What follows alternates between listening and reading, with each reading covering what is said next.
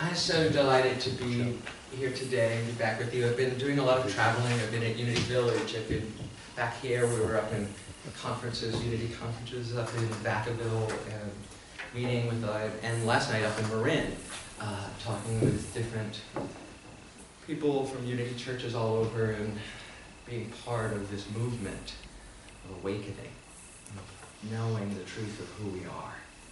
And it certainly has had a hold in my life. Many of you know that, as I've told you, I had a career in performing in Broadway shows and on tour and for many years. But what you don't know about the story is that it wasn't all sunshine and daffodils. And that's not to say that it couldn't have been, but it wasn't because of what I brought to it, right? There's no blame, there's no shame, but what I brought to the table was this belief somewhere in my being that I wasn't good enough and that I was unworthy. And I carried that forward even in my successes. So at 20 years old, I moved to New York City alone, found an apartment, started studying with amazing teachers I'd already met. I'd been visiting and traveling. And within 6 months, I had gotten my union card, my equity card, and worked at a summer stock theater that Barbara Streisand had worked in when she was a kid. It was amazing.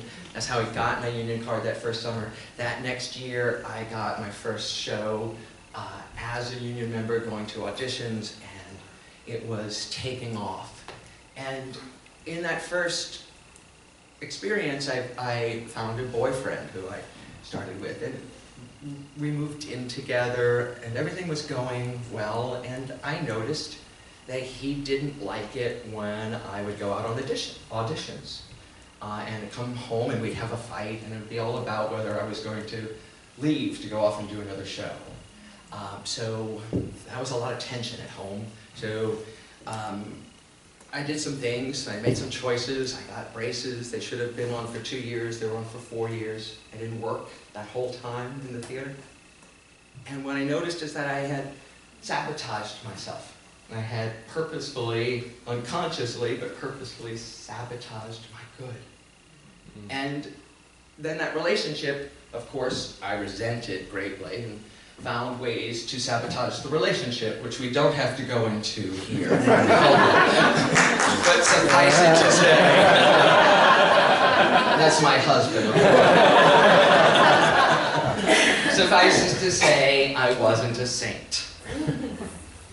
And when that finally broke apart, because I broke it apart really messily, my career took off again. And within a month, 6 months of that relationship breaking up, I was auditioning for Broadway revivals and Broadway shows and booked one a year after that. And I was on a national tour which came back to Broadway.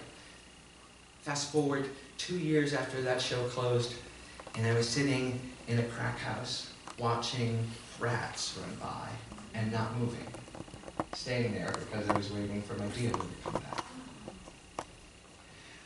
I go to treatment, and I get out of that, and within 6 months, my career is back, and I'm out on another national tour, and somewhere along that line, I picked up a drink or a drug, I don't even remember when, and within a couple years, I am unable to go to work. I'm unable to show up. Over and over again, I have these periods of success, and I had found unity in the middle of this too, and started practicing affirmations and using it all and understanding it, but I didn't do the other work to break through my glass ceiling.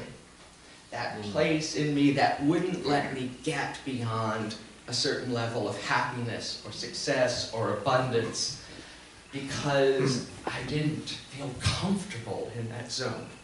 I didn't feel like that's where I really belonged. And so, in a lot of pain, I started to look at the stuff I was ignoring. And I was able to make what we call the big leap, right?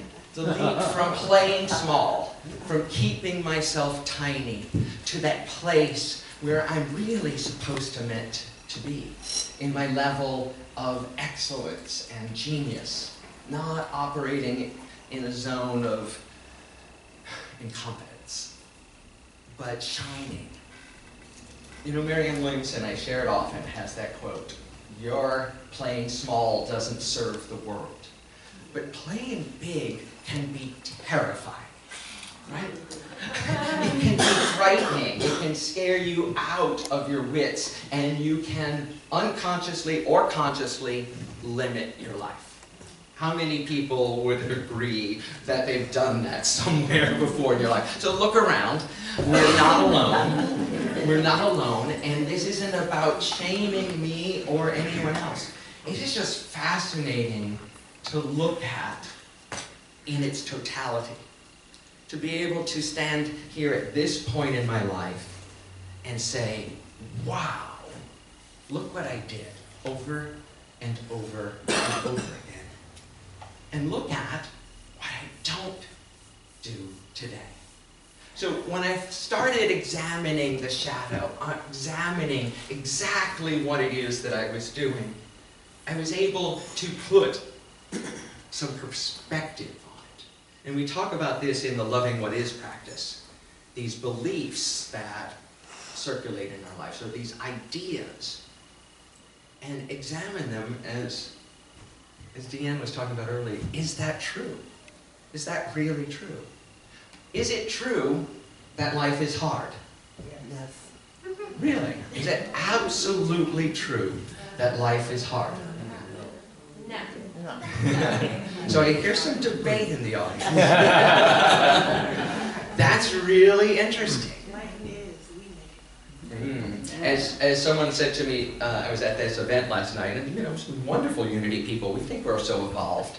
We give ourselves credit for being so evolved. And this lovely elderly couple who I was talking with, they've been in Unity a long time, and they were really beautiful. And she said to me, well, there was a lot of suffering in that relationship. But I remembered the saying, pain is inevitable, suffering is optional. Right? Pain may happen, but you don't have to suffer because of it. And that's what I was experiencing in my life. Shows close, jobs end, relationships end, people die. The suffering comes from my belief that it shouldn't be that way. My suffering comes from the fact that somewhere in my mind I believe that Donald Trump shouldn't be president, or that Hillary Clinton should. Those beliefs are causing me the pain today and the obsession. And if I can get to the place where I know that my life is wonderful and that I am a blessing to the world, then I can operate from that place. See, I think we all have this glass ceiling. When we get to the place where we're about to break through, and it stops us. It literally stops us. And our beliefs are what's holding that glass in place. Nobody else. Now you can blame your mom and your dad, because we made those choices to believe those things at a very, very young age. We made the choice to believe that we needed to take care of other people to be valued. We made the choice that we had to not shine so much so that our siblings wouldn't resent us or punch us or hit us. We made the choice to keep quiet in school so that we wouldn't be ridiculed by other kids. Those are all choices that probably don't serve you today, but they sometimes still exist in our consciousness. What if you could get to the place and the understanding that you really deserve to live in your zone of genius? Not even excellence, but genius. What would you live like? What would you be? For instance, are you willing to increase the amount of time every day that you feel good? Yes. Yeah. You're willing? You're willing to do it? Because this is what I notice we generally do. You might be having a really great day. Look at it, it's beautiful, it's sun shining. I just want to enjoy it. And the little voice in your head will go, oh, but it really needs to rain, or we're not going to have enough water. Oh, yeah, but is tomorrow going to be like that? Because I need to do this tomorrow, and I want it to be sunshiny tomorrow. Or, it's beautiful and it's sunshiny. If it were a little warmer, I'd like it better. And we instantly, I'm not alone, right? Or you have friends who do it. We all just have friends. None of us ever do that. Okay, so our friends over there do that. Okay, this side of the room does that. This side of the room has it. So we all do that. We take the moment and say, Ken, so what I'm really asking you here is, are you willing to increase the amount of time every day that you feel good and you don't squash it? The amount of time each day that you feel good and you let yourself sit in feeling good.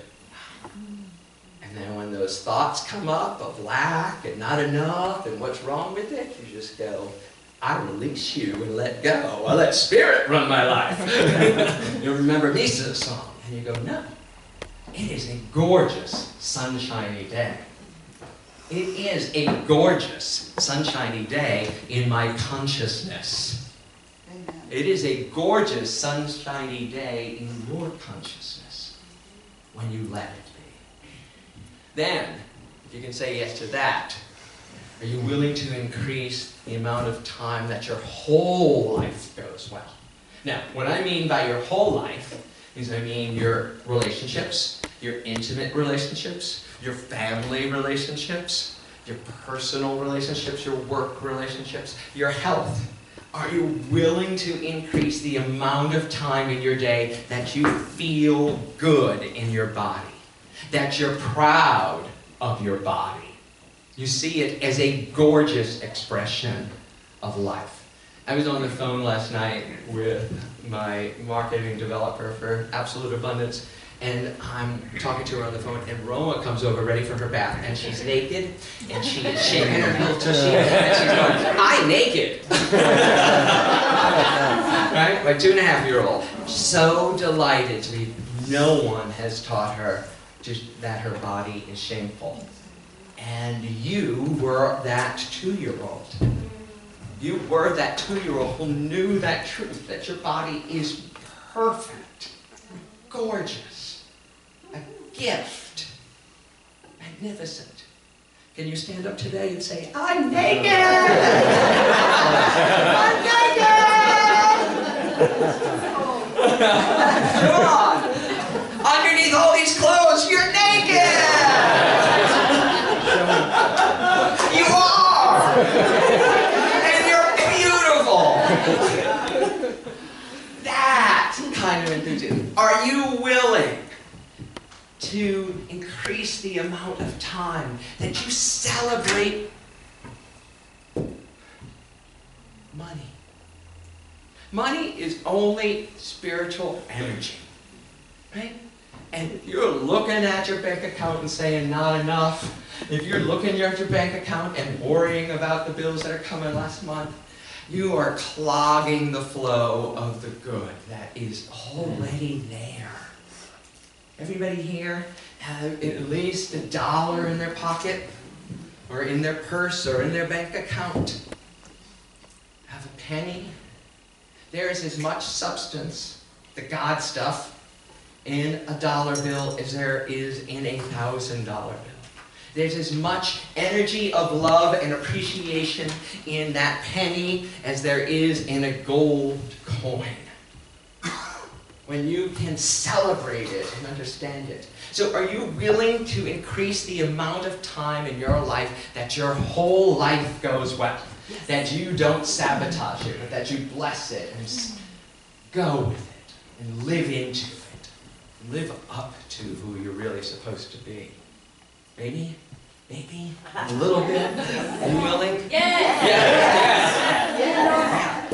Now, you know, there are some amazing lessons all around us. And it's easier to learn them from other people, right? It's easier to look at the story I just told And it's not easier for me to look at it, but it's easier. That's why people who share their stories, as Paul Hasselbeck's Absolute Word talked about today, are a blessing to us. When they show us by example, and I've had so many incredible people in my life who've done that, who've led the way in being radically transparent and powerful in their honesty. And when we can have those kind of relationships with each other, that's true intimacy, right? When we can trust each other to share those things and to know who we really are, that even though we do those things, that we're still divine, we're still God's perfect child, and that we can move into a place where our whole life goes well. When we can be honest and share those things and be that vulnerable, we can really let them go. We can leave them behind us. And that's a really simple process. And it is one of the most difficult things I've ever done, and I imagine that it'll be one of the most difficult things you ever get to do in your life. And it's a required course. I'm sorry. We can choose not to do it, but my belief is that you will come back and have to do it again to get it right. Or, as I've had the privilege of experiencing, sitting at the bedside of someone who's making their transition and them telling me through their tears, I'm worried about all the wrong stuff. I was so concerned about appearances. It was so stupid. Those moments don't have to be reserved for your transition. We can choose right now to live your whole life right here and now. Am I willing to feel good and have my life go well all the time? When the microphone doesn't work, when the car doesn't start, when the pink slip is in your paycheck, when the child isn't doing what you think the child should be doing, the teenager or the toddler, when the parent is losing their memory, losing their ability to take care of themselves. Can we feel good about our life going well all the time? I'm seeing some head shake. No. No. Does it have to be bad? Do we want to live in the world of opposites? Where if there's something good that happens, something bad has to happen somewhere else. So if something good comes to me, you feel like you're taking it from I'm taking it from someone else. That there's this zero-sum game we're all playing, rather than living in the absolute abundance of the universe. Knowing that God provides for all of us everything we need all the time. And the only thing we need to do is say yes. Say yes to our life. Say yes to who we are. Say yes to the ability to thrive, to be joyful, to be loving, to be caring, to be abundant, to know that I have all the resources I need. Emotional, spiritual, financial, physical. To live a life that makes a difference in the world. This is what we're called for. And this is what the new course in Absolute Abundance is all about. Looking at the stuff where we're blocking the flow of good. It's not about saying some magical formula that allows this God up in the sky to bless you, but to step into the knowing that you are the source of your good. Because you're the gates to the dam. Understand it? There is this well of water wanting to rush in and bless you and bless all of life and the things you care about. And your belief system is this earthen dam we've stacked up to keep the water over there somewhere. So that we're comfortable with how it looks right here. We're comfortable in, this is how my parents taught us we were supposed to live life. Or whoever it was that you believed. What if this community could be twice its size. And you'd still have intimate relationships with people in it. What if this message wasn't the best kept secret in the world? Right? That you could come to a place on Sunday and be honored and celebrated for exactly who you are. And that people were clamoring to get in and waiting to get in here like they're waiting to get into Sweet Maple or right? Lined up on the block. Well, with Margot and Misa and our band here, they should be lined up and waiting. If we all held that consciousness, because this is our member meeting here today, right? What if we all held that consciousness, that Unity San Francisco could be a major player in San Francisco about spiritual awakening, about consciousness? What if we started talking about ourselves in that way, instead of some of the ways I sometimes hear us? We can't afford. That's not for us. We're a small church. We want, it's like, what is it that you love? If new people, forgive me for a second. If you come here regularly, what is it that you love about coming here? Now, can you have that and share it with others? Do we want to just keep it? Can we be and play bigger in the world? In this book I'm reading, and we're basing a lot of the work in the advanced course on, it's called The Big Leap. And it talks about our zones, how we live in certain zones. But it also boils down to this question. How much love, abundance, and success am I willing to allow? How much abundance are you willing to allow in your life? How much success are you willing to allow in your life? How much love are you willing to let in? Those answers to those questions are what determine what you'll get. The universe, God, Spirit, is right now waiting to give it to you all. What do you want? And how are you getting in your own way? Right? Those questions are something we'll be talking about even more, doing 2 more talks on the Big Leap, on how to get past this barrier that we've built, that we impose, whether it's the glass ceiling or the earthen dam. How do we move past it? And Gay Hendricks, who wrote the book, talks about it this way. Each of us has an inner thermostat setting that determines how much love, success, and creativity we allow ourselves to enjoy.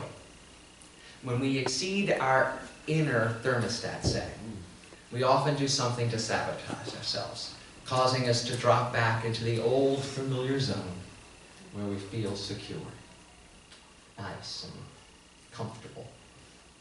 But we all have to change from that toddler with the passy to the adult, to the spiritual, awakened, intelligent being of light that's here not to receive from the world, but to illuminate, to let your light shine. And again, as Marianne Williamson says, when you let your light shine, you unconsciously allow others to let their light shine. And my favorite, from Mary Baker Eddy in the 1860s, love is reflected in love. You are a being of love. Let that love shine. Find that place in you that feels good, that understands who you really are. And allow that space with your constant and focused attention to grow till every day you can feel more love, feel more appreciation, feel more success, feel more abundance, and not squelch it, not sabotage it, or not limit it. Let's take that idea to our time of meditation.